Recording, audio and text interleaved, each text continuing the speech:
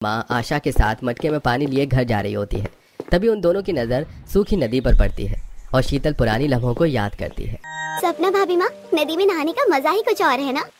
हाँ, बहुत मजा आ रहा है। देखो, छोटे छोटे बच्चे भी आए हैं नदी में नहाने। सही कह रही हूँ बहू, मेरा पोता अभी सिर्फ 10 साल का है। रोज उसे नदी में ही नहाना होता है। अरे शीतल बेटा, इस गर्मी और धूप में खड़ी होकर नदी की तरफ क्या देख रही हो? ये नदी सूख चुकी है। आंटी, भाभी, जब ये नदी पानी से लबालब भरी हुई थी तब कितना अच्छा लगता था। हम सब कैसे यहाँ पर आकर नहाया करते थे, मजे क्या करते थे। पर आज देखो, ये नदी पूरी तरह से सूख चुकी है। हाँ शीतल, अब क्या कर सकते हैं। मुझे भी पुराने दिनों की बहुत याद आती है, जब हम यहाँ नहाने आते थे और शाम के वक्त नदी का खूबसूरत नजारा देखते थे। कितने साल हो गए इस नदी को सूखे हुए, और वो लालची सरपंच कुछ नहीं करता। अगर वो कुछ करता तो नदी ऐसी ना होती। सास की बात को सुनकर सपना को भी अपने पुराने दिन याद आते हैं, जहाँ वो अपने परिवार के साथ हर रोज शाम को नदी किनारे काफी देर तक बैठने जाती और वहाँ बच्चों को खेलते हुए देखती। भाभी, काश कि हमारी नदी फिर से भर जाती। भर तो सकती है शीतल, पर सरपंच कुछ करता ही नहीं। वो तो चाहता ही नहीं कि गांव में नदी फिर से पहले की तरह हो जाए, इसलिए तो कुछ करता नहीं। पता नहीं क्या चाहता है सरपंच। उदास सास, नंद और भाभी तपती धूप में मटके में कुएं से पानी लेकर घर आती हैं। इसी तरह कुछ दिन बीत जाते हैं और एक दिन आशा के छोटे बेटे सूरज का फोन आता है, जो कि अमीर लड़की से शादी करके शहर में बसा हुआ था। आ गई तुझे अपनी माँ की याद? शादी करके तू गांव से क्या गया, वापस पलट के ही नहीं आया। माँ, मेरा और कविता का तो बड़ा दिल करता है गाँव आने का, पर मेरी नौकरी भी ऐसी है कि मुझे आराम ही नहीं। मैं तो कहता हूँ आप लोग क्यों नहीं आ जाते हमसे मिलने। वैसे भी हमारी शादी को 1 साल हो गया है और हमने शहर में एक छोटी सी पार्टी रखी हुई है। अगर ऐसी बात है तो हम शहर जरूर आएंगे। इसी बहाने हम भी शहर घूम लेंगे।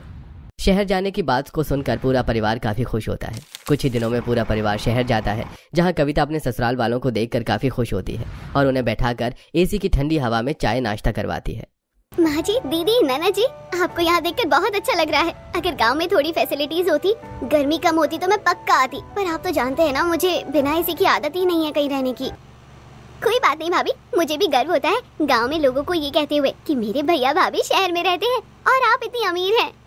मैं तो पहली बार शहर आई हूँ। सच में जो इंसान शहर में रहता हो वो गांव में रह ही नहीं सकता। इतनी अच्छी रोड है, इतने बड़े बड़े घर हैं यहाँ। मैं भी, ये शहर तो सच में बहुत बड़ा है, पर यहाँ एक चीज की कमी है, वो है नदी की। खैर, नदी तो हमारे गाँव की भी सूख चुकी है और इसलिए अब इस गर्मी में हमें कुएं से पानी भर कर लाना पड़ता है। इतना बोलकर शीतल उदास हो जाती है। शीतल के चेहरे की उदासी देख कविता सूरज से कहती है, तो क्या हुआ अगर शहर में नदी नहीं है तो सूरज, क्यों ना कल पार्टी खत्म होने के बाद हम सब वाटर पार्क चले?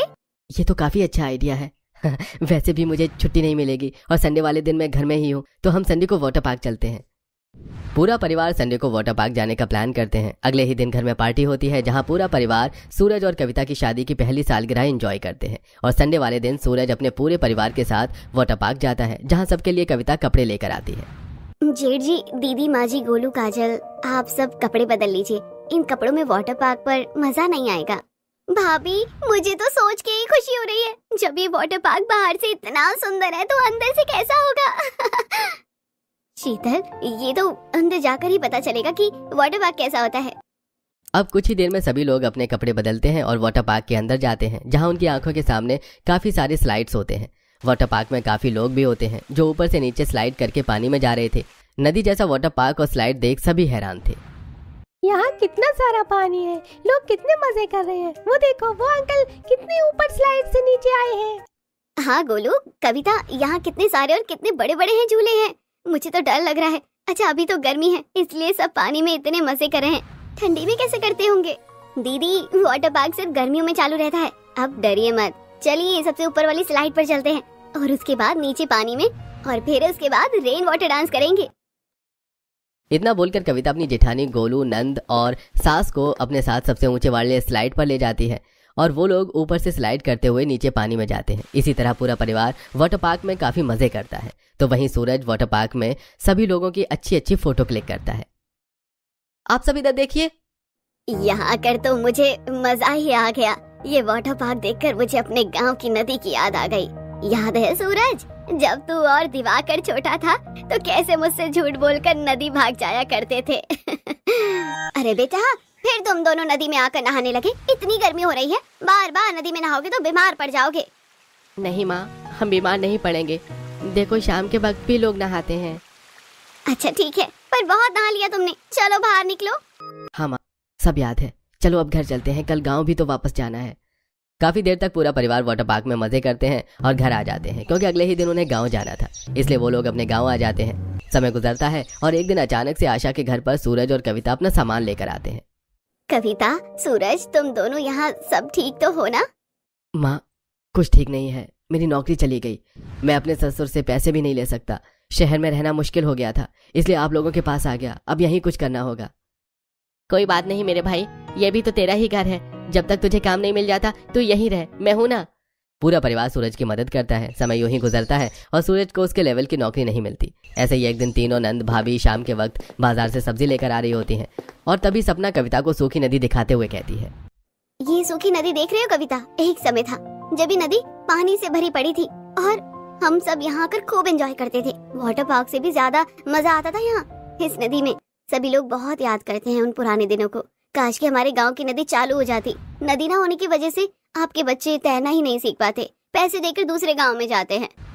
दीदी ऐसा ही होता है, जब गांव या शहर में नदी नहीं होती तो शहर में भी जगह जगह स्विमिंग पूल बने हैं और वहाँ तो लोग हजार रुपए देकर तैरना सीखते हैं। दीदी मुझे एक आइडिया आया है, जल्दी से घर चलते हैं।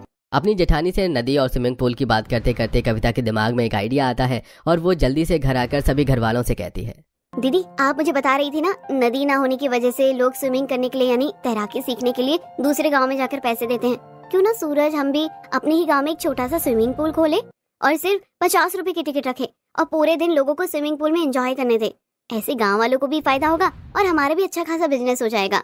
कविता, मेरे पास थोड़े से पैसे रखे हैं, अगर मैं उन्हें इस बिजनेस में लगा दूंगा और कल को मुझे काम नहीं मिला तो मैं क्या करूंगा? माँ जी सूरज को समझाओ ना, पैसे हाथों का मैल है, आज नहीं तो कल खर्च होना ही है। तो क्यों ना हम किसी अच्छी चीज में खर्च करें। वो फिजूल की चीज में खर्च हो तो उससे अच्छा है तो हम उसे अपने बिजनेस में लगाएं। क्या पता हमारा स्विमिंग पूल का बिजनेस चल जाए। कविता बिल्कुल सही कह रही है। वैसे भी गर्मी है, अगर स्विमिंग पूल के बारे में लोगों को पता चलेगा तो वो जरूर आएंगे।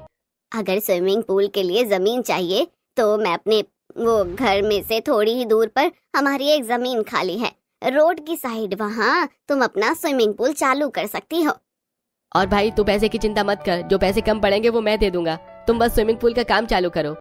घर वालों का साथ पाकर अगले ही दिन से कविता और सूरज अपना काम शुरू कर देते हैं और वो लोग सबसे पहले मजदूर को बुलाते हैं और जमीन दिखाते हैं और उसी जमीन पर स्विमिंग पूल के लिए गहरा गड्ढा खुदवाते हैं और महंगी टाइल्स मंगवाकर अपनी स्विमिंग पूल में लगवाते हैं। साथ ही उसमें पानी फिल्टर करने के लिए फिल्टर लगाया जाता है और अब दिवाकर कुछ पानी के टैंकर मंगवाता है और स्विमिंग पूल को पानी से भरता है। 1 महीने में उनका स्विमिंग पूल बनकर तैयार हो जाता है। माँ जी ये स्विमिंग पूल कितना बड़ा और सुंदर बना है। दीदी मैंने तो गांव में स्विमिंग पूल होने के पोस्टर भी बांट दिए हैं। ये नदी जितना बड़ा तो नहीं है पर दिखने में अच्छा लग रहा है। मैं तो जा रहा हूँ इसमें नहाने। हेलो, एक्सक्यूज मी मैडम, मुझे पूरे दिन के लिए आपके स्विमिंग पूल में अपनी प्रैक्टिस करनी है। पूरे दिन का चार्ज कितना लोगी? माँ जी देखिए हमारा पहला कस्टमर आ गया। भैया पूरे दिन के सिर्फ 100 रुपए और आधे घंटे के 50 रुपए। ये तो बहुत सस्ता है। अब तो मैं इस गर्मी में रोज आ सकता हूँ यहाँ स्विमिंग करने के लिए। इतना बोलकर वो लड़का 100 रुपए में पूरे दिन के लिए टिकट खरीदता है और अपनी स्विमिंग की प्रैक्टिस करता है। अगले दिन वही लड़का अपने 4 और दोस्तों को साथ ले आता है और इस तरह पूरे गांव में कविता के स्विमिंग पूल की चर्चा हो जाती है और अब न सिर्फ लड़के बल्कि औरतें भी आती हैं। आशा बहन गांव में तो नदी तो रही नहीं, तुम्हारी अमीर बहू ने इतना पैसा लगाकर स्विमिंग पूल चालू किया है। इसी बहाने हम सबको इस गर्मी में थोड़ी राहत तो मिलेगी। इस तरह देखते ही देखते सभी गांव वाले अब बिना सोचे समझे टिकट खरीदते हैं और स्विमिंग पूल में नहाने के लिए आते हैं और इस तरह आशा की अमीर बहू गांव में स्विमिंग पूल बनाकर अपना बिजनेस शुरू करती है। दीदी आपका घर कितना बड़ा और आलीशान है। ये बड़े बड़े एसी और महंगा सामान, सच में ऐसा लग रहा है जैसे मैं किसी इंडियन टीवी सीरियल की शूटिंग की जगह आ गई हूँ। मेरे घर में तो आपके घर जैसी एक भी चीज नहीं है दीदी। ऐसा क्या? चल कोई बात नहीं, महंगे सामान वामान से क्या होता है। तूने बताया तो था कि तेरी सास और विकास तुझसे कितना प्यार करते हैं। जिंदगी में बस प्यार होना चाहिए। सही बोल रही हो दीदी। अरे दीदी अभी हाल ही में तो आपका बर्थडे आया होगा ना, 19 मार्च आपका बर्थडे है। जरा मुझे कुछ अपने ससुराल में पहले बर्थडे के बारे में तो बताइए। कैसा गुजरा आपका पहला बर्थडे अपने दूसरे घर वालों के साथ? बर्थडे? अरे राशि इस उम्र में कौन ही बर्थडे मनाता है, तू भी ना। क्यों नहीं मनाते? और इस उम्र से आपका क्या मतलब है दीदी? अरे मेरे ससुराल वालों ने भी तो मेरा बर्थडे सेलिब्रेट किया था, भले ही वो लोग गरीब हैं। चलो ना मैं आपको अपने जन्मदिन की कहानी बताती हूँ। अरे वाह आज तो मेरा जन्मदिन है। पता नहीं विकास जी को याद भी होगा या नहीं। जो भी हो, मैं विकास जी को इस बारे में कुछ नहीं बताऊंगी। वैसे ही हमारे हालात इतने खराब चलते रहते हैं। राशि ने डिसाइड कर लिया था कि वो अपने जन्मदिन के बारे में किसी से कुछ नहीं कहेगी। कुछ ही देर में वो तैयार होकर कमरे से निकल आई, जहां उसने देखा कि उसकी सास एक बड़ी सी लाठी से पंखा चलाने की कोशिश कर रही थी। अरे माँ जी क्या कर रही हैं? राशि बेटा तो उठ गई, मैं क्या करूंगी? इस मनहूस को ही चलाने की कोशिश कर रही हूँ। चल जाए तो जरा सुकून मिल जाए इस गर्मी से। लाइए, इसे मैं घुमाने की कोशिश करती हूँ। माँ जी आप तो जानती ही हैं कि ये पंखा कभी भी दम तोड़ सकता है, तो इसे जरा आराम से घुमाया कीजिए। राशि ने ऐसे बोलकर स्टूल पर चढ़कर अपनी छत पर लगा पंखा घुमाया, जिससे कि वो चल गया। और वाह बहू, अब तू भी ये घरेलू जुगाड़ सीख गई है। आखिर बहू किसकी हूँ? अरे माँ जी, विकास जी कहीं दिखाई नहीं दे रहे हैं। कहाँ पर हैं वो? बेटा वो तो आज जल्दी ही काम पर चला गया। रुक, एक काम कर, हम दोनों का ही नाश्ता बना ले। विकास जी ने तो मुझे जन्मदिन विश भी नहीं किया और वो ऐसे ही चले गए।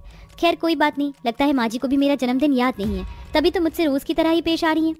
माँ जी ठीक है, मैं नाश्ता बना रही हूँ, आप बता दें कि आप क्या खाएंगी। राशि ऐसे बोलकर चूल्हे पर बैठ गई।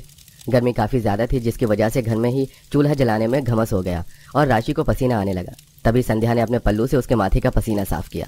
चूल्हा जलने से घर में कोट हो जाता है ना बहू, तुझे भी कितना पसीना हो गया। संध्या का मुंह देखकर राशि बस मुस्कुरा दी।